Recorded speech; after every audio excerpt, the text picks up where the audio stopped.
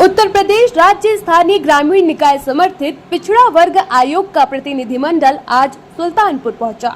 आयोग के अध्यक्ष राम अवतार सिंह ने जिला स्तरीय अधिकारियों के साथ बैठक की और उसके बाद पत्रकारों से बातचीत करते हुए पिछड़ा वर्ग के आरक्षण, राजनीतिक प्रतिनिधित्व और शिक्षा जैसे अहम मुद्दों पर अपनी बात रखी।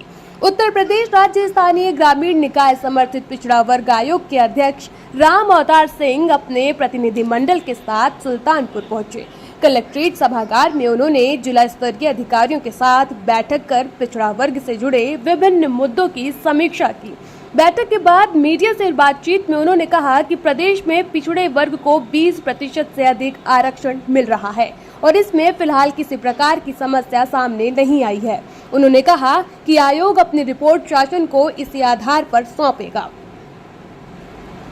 क्षेत्रीय समस्याओं पर पूछे गए सवाल के जवाब में आयोग अध्यक्ष ने कहा कि फिलहाल पिछड़े वर्ग के सामने कोई बड़ी चुनौती दिखाई नहीं दे रही है। हालांकि उन्होंने माना कि पिछड़े वर्ग में शिक्षा का अभाव एक प्रमुख चिंता का विषय है। उन्होंने कहा कि कई परिवार अपने बच्चों को शिक्षा दिलाने में सक्षम नहीं है, जिसके पीछे अलग अलग कारण हो सकते हैं।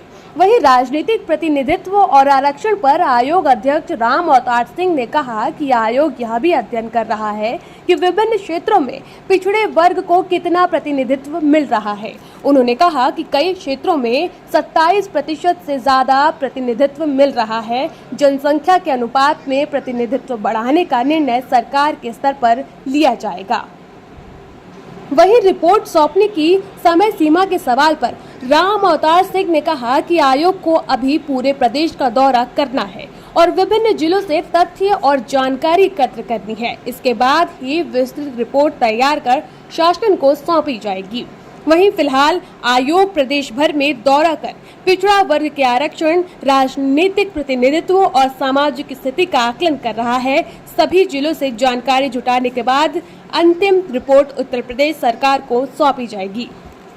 हाँ, कि हम ये देख रहे हैं कि 27% बैकवर्ड को थोड़ा सा दिया जा रहा है तो आ जाएगा आपका हाथ आ रहा है। तो हमें जो रिकॉर्ड हमारे पास उपलब्ध है, यहाँ तो लोगों से पूछताछ की। मेरे विचार से सभी को 20% से ऊपर रिजर्वेशन मिल रहा है बैकवर्ड को। इसमें कोई दिक्कत महसूस नहीं होगी। यही हम अपनी आख्या हाईकोर्ट और शासन को देंगे। सर, क्षेत्र में निकल रहे किस तरीके की चीज़ें और चुनौतियां दिखाई दे रही, क्या परिस्थितियां बन रही सामाजिक और आर्थिक आधार पर पिछड़े वर्ग के लिए?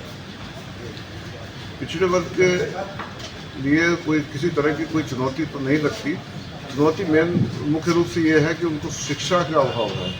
वो शिक्षा अपने बच्चों को नहीं दे पा रहे हैं और जो कोई भी कारण हो सकता है, आर्थिक कारण भी हो सकता है, पैसा न होने की वजह भी हो सकती है, कोई भी बात हो सकती है। शिक्षा की दिक्कत है। किन किन पहलुओं को लेकर के आपकी रिपोर्ट तैयार हो रही है?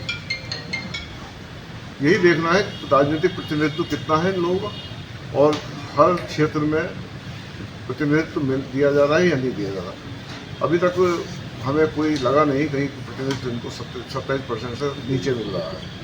सभी को ठीक मिल रहा है।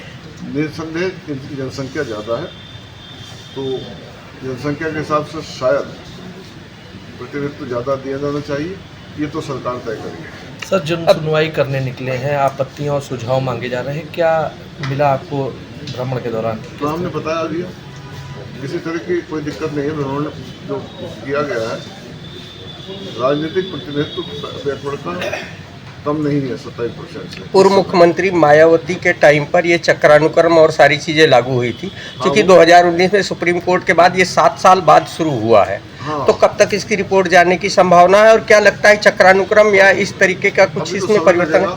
अभी हमारा ये 10-11 जिला है, पूरे यूपी में घूमना है सभी जिलों में और सभी जगह जानकारी प्राप्त करेंगे। उसके बाद हम रिपोर्ट देंगे। सरकार को अपना सुझाव भी देते हैं आप? हाँ, सुझाव भी देते हैं। क्या सुझाव देंगे, थोड़ा सा कुछ? ये तो अभी नहीं बता सकते हम। ठीक। ओवरऑल